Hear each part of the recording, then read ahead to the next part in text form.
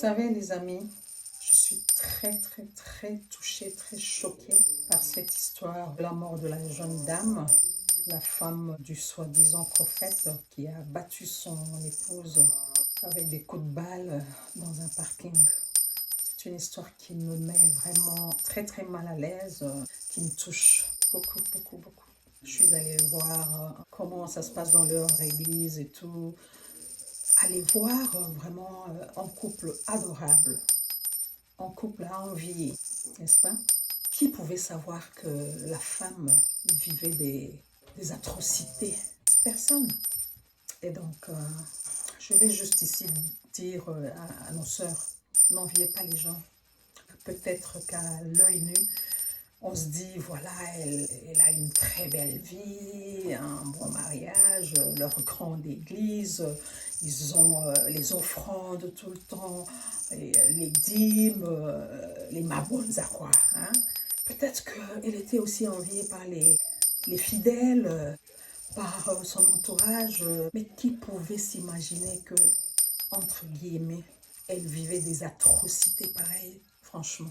Qui pouvait se l'imaginer? Et donc, dans cette vie, n'enviez personne. Ne vous fiez pas à ce qui se passe sur la toile, ce que les gens vous montrent. Vous ne savez pas ce que réellement, dans leur vraie vie, ils sont en train de vivre. Vous ne savez pas. Et donc, n'enviez personne. Voilà. Cette jeune petite dame qui avait encore toute la vie devant elle vient de nous laisser. Juste parce que elle a trouvé que non, trop c'est trop. Elle en avait marre des brutalités de son homme de Dieu, le prophète. Alors que peut-être parmi les fidèles, parmi les gens qui les côtoient, qui les connaissent très bien, il y avait ceux-là qui les enviaient tous les deux, celles parmi les dames qui auraient préféré être à sa place, alors qu'elle était en train de vivre des atrocités terribles. Cette histoire vraiment m'a beaucoup bouleversée. Je ne cesse de penser à cela, franchement. Prophète, homme de Dieu, t'es allé attendre ton épouse après avoir crié devant tout le monde, je vais te tuer. Et tu étais on camera, on était en train de te filmer. Tu ne t'es même pas gêné de faire ça. Oh my God, je suis là comme si je m'adressais à lui. Je n'ai même rien à foutre avec lui. Là, il va aller finir sa vie, je ne sais pas moi. Si pas en prison, peut-être, je ne sais pas. Seul Dieu le sait. N'envions pas les gens par rapport à l'aspect extérieur de ce qui vous est présenté. Franchement, je ne sais pas. Je suis juste dépassée quand je pense à l'histoire, comment elle a commencé. C'était juste une bagarre entre deux hommes. Un grand frère était en train de défendre sa petite sœur. Personne ne sait l'aspect extérieur que nous avions l'habitude de voir. Peut-être, bon, je dis nous. Je me mets à la place des bandits et de son église. Peut-être qu'ils étaient là à les envier, à chercher à être à leur place, alors qu'elle était en train de souffrir avec des brutalités tous les jours. Je suis vraiment dépassée. Je n'arrête pas de penser à cette jeune dame-là. Je n'arrête pas de penser à ce soi-disant homme de Dieu, prophète. Une histoire qui m'a beaucoup vexée.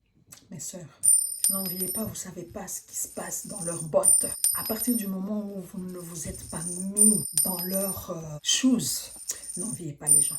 Vivez votre vie telle qu'elle vous est présentée, telle que Dieu vous l'a donnée. N'enviez pas. Qui pouvait s'imaginer que cette dame était en train de connaître des atrocités terribles, des bavures graves, des brutalités énormes au jour le jour dans son foyer? Qui pouvait se l'imaginer? Personne. Jusqu'au jour où elle s'est dit, stop, trop c'est trop, j'en ai marre, je demande le divorce. Et voilà que la demande du divorce lui a coûté la vie. Et le gars est allé avec une arme, il a shooté sur le corps de son épouse. On l'a achevée, elle s'est effondrée par terre. Jésus-Christ revient. Le monde a besoin de toi. Nous avons besoin de toi. Nous ne le savons pas. Qu'est-ce que les gens sont en train de vivre réellement? Nous ne le savons pas tous. J'espère vraiment que cela va nous donner une leçon et prendre toutes nos responsabilités à partir du moment où nous constatons déjà qu'il y a un petit ça ne va pas. franchement. Je venais de faire un petit live, mais je sens que ça n'a pas été suffisant. Je n'arrête pas à penser à eux. Et j'ai le cœur fendu en deux. Qui pouvait s'attendre à une scène pareille? Qui pouvait s'imaginer que ça allait aller loin, aussi loin que c'en est allé? Personne. Personne. Le taux du féminicide ne fait qu'augmenter, augmenter. Jusque à quand, monsieur le prophète? Qu'est-ce que tu vas encore aller prophétiser dans ton église? Tu vas aller demander pardon? T'agenouiller devant toute ton église, demander pardon pendant que tu as mis fin à la vie de ton épouse? Tu vas aller leur dire quoi? Je ne sais pas. Que tu étais envoûtée, que tu étais...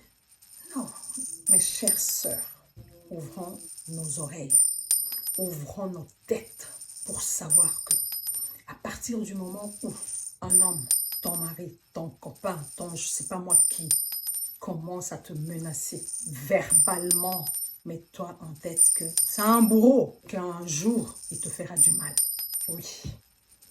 Qu'elle repose en paix, vraiment, et que justice soit faite. Yeah. Je sais que c'est pas à moi de décider, je sais que c'est pas à moi de juger. C'est révoltant ce qu'il a fait, c'est vraiment révoltant. Bon, je ne vais pas non plus passer toute ma vie à penser à cela, à parler de cela. Alors, à la prochaine. Soyez bénis, mes chers frères et sœurs. Ciao, ciao.